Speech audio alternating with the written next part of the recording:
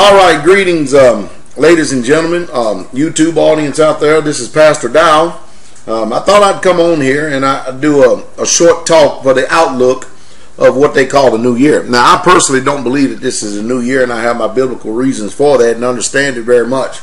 But I wanted to come and give you an outlook of what we can expect this year.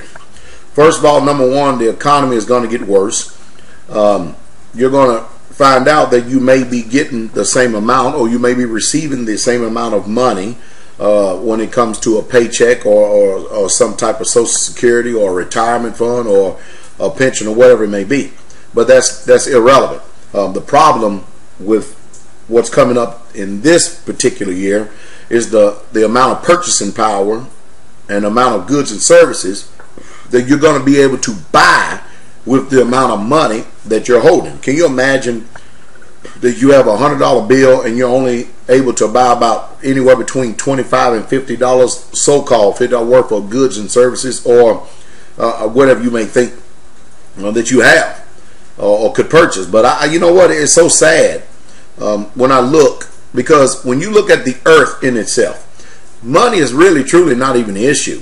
The question is do we have enough resources in order to supply enough food for everybody and a good living for everybody on the face of planet Earth? And the answer to that is yes, we can. But because we have what you call in money, top echelon, many people call them the elite. I don't call them the elite. I call them the fools.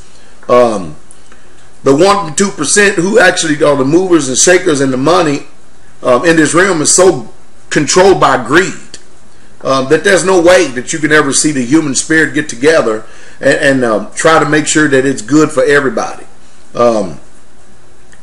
So their greed is gutting every part of the world that there is possible. So that's the reason why. And then the people basically, and I'm just going to say it how it is they're just too stupid to realize the game that is going on.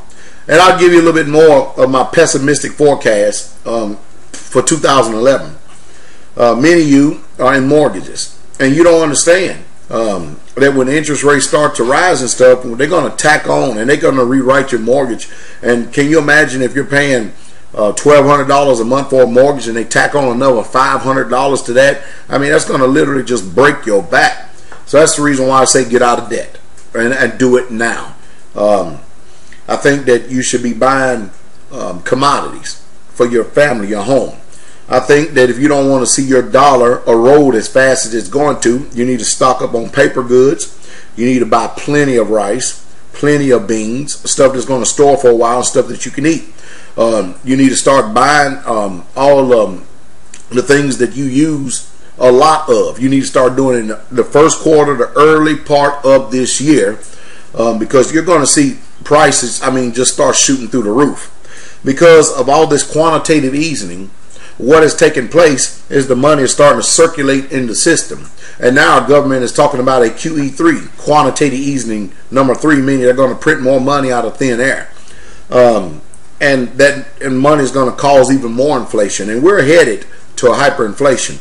Many of you, because you're not students and you don't want to be students, you're not going to understand what's going on. So that's the reason why I come up on here. You get people like Street Money 21 and others as far as informing of the economy and the state of it and what's going on. That's the reason why we come on here, and Sergeant Bull and SGT, Sergeant Bull and Inflations.us, US, Max Kaiser and people like us. We try to do our best whatever we can. Along with Da Vinci, we try to do our best wherever we can to prepare you, the people, because the people who they call the elite, the bankers and all the rest of the people, they could care less one bit about you. They don't care about you at all. They could care less if you pay 10 and 20 years on your house, then you can't afford to pay it anymore. So if you default on your mortgage and stuff like that, what did they lose? They didn't lose anything. They still have the asset. All you have is a bunch of worthless payments that you stayed at a place. You just paid an extraordinary amount for rent to live for all that time. That's why I can't see people going out and getting mortgages. Mortgages has got to be one of the most stupidest things that somebody can do considering the environment we're living in right now. I could see people getting mortgages 30 years ago. But even as a young man, a long time ago, and I'm talking about 25 years ago, I just would not get caught up into that because I could see what was going on. I had it in my mind the best thing for me to do is just to build my own home and then live in it. And that's exactly what I've done. And I'm in the process of helping build homes for some of the saints that belong to our community. So that they don't have any mortgages. I can't see somebody going and paying 20 and 30 years on a mortgage for a home when you can just simply go buy the building material yourself, learn a trade, learn how to do it yourself, or get some people that you're familiar with, family or friends or something, and have them to help you build it, rather than paying 20 and 30 years on a home. Well, it's all done come back to bite everybody, and it's a sad thing. So gas, you know, they're already out here calling on the news for gas to head up in excess or north of $5. I don't know if it's going to do that this year or not, but I do know it's already $3, and we're in the winter time. And that's already going to break the backs of a lot of people, because if it's this high and we're in the winter time, what do you think it's going to do in the summer? So, you know, the American so-called dream that me and you people want to live, it ain't going to be there. It's not going to be there. You're going to need people. You're going to need people. You're going to need to develop a rapport. You're going to need to develop some type of unity amongst people. And I hope that's with the body of Christ, or people you can trust. Some of your worst enemies can be they of your own household, your own family. They could be your worst critics and worst enemies. Now, the position I take is I don't really care too much about people who don't care about promoting the truth or even living the truth one bit at all, because they don't even care about promoting it or living it for themselves, and actually it can be a detriment to you going forward. Yes, you do need to buy silver. I personally was thinking, and I was just going on my own gut, waiting to see if there's going to be a pullback. For some reason, I still think it's going to be a slight pullback. But I gave my own self a 2-week time frame, and so you know, I did buy 3 pieces of silver. I still continue to keep buying silver, just not as much as I should. So the next time that old Pastor Dow gets some little greenback in his hands, I'm going right back to the dealer, and I'm going to buy me some more silver. You better believe it, because I believe that we need to hedge ourselves, and we need to do something to preserve and protect ourselves from this coming economic collapse. Your government has lied to you.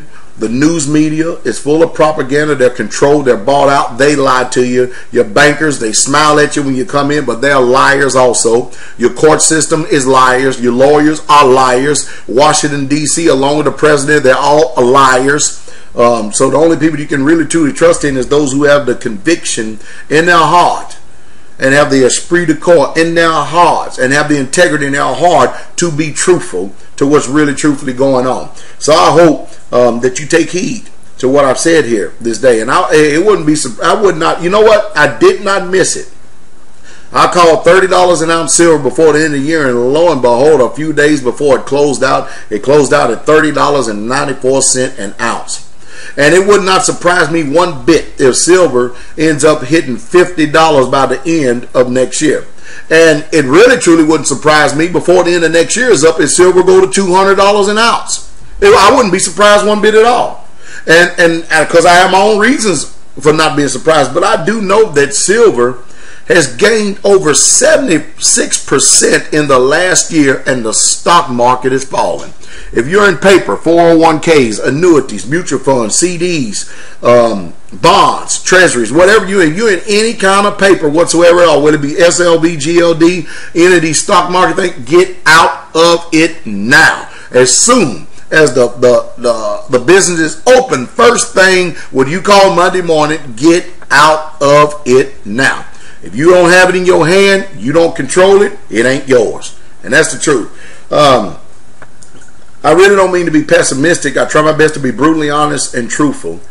But again, I think you need to really, truly start storing up and doing the things that you need to do to get yourself ready for this coming economic collapse. And not only that, last and not least, I hope by now you have purchased your sword.